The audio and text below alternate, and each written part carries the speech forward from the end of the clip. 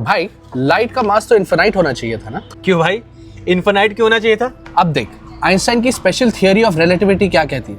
The faster you move the heavier you become. हाँ, technically तो यही कहती है। तो जैसे ही एक ऑब्जेक्ट स्पीड ऑफ लाइट को अप्रोच करने लगेगा तो उसका मास इन्फिनाइट होने लगेगा, लेकिन लाइट तो खुद स्पीड ऑफ लाइट से चल रही है ना, तो उसका मास तो इन्फिनाइट ही होना चाहिए था। अच्छा, समझ गया। तो रिलेटिविस्टिक मास को एक्चुअल मास से कंपेयर कर रहा है। मतलब दोनों अलग अलग चीज हैं। और क्या, चल इसको ऐसे समझते हैं, किस ऑब्जेक्ट को धक्का दे जब ये रेस्ट पर है, तो तुझे इसे मूव कराने के लिए कितना फोर्स लगाना पड़ा? ना के बराबर। बिल्कुल ठीक।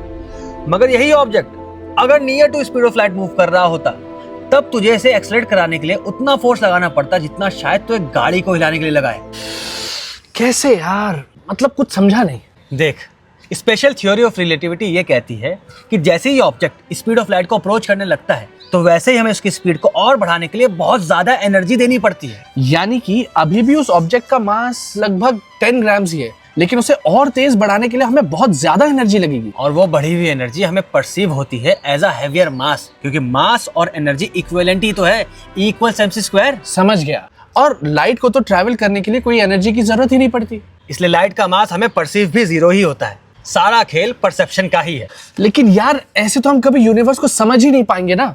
जिस चीज को हम परसीव कर रहे हैं, क्या वो उसका असली चेहरा है या हमारी अकल का छलावा?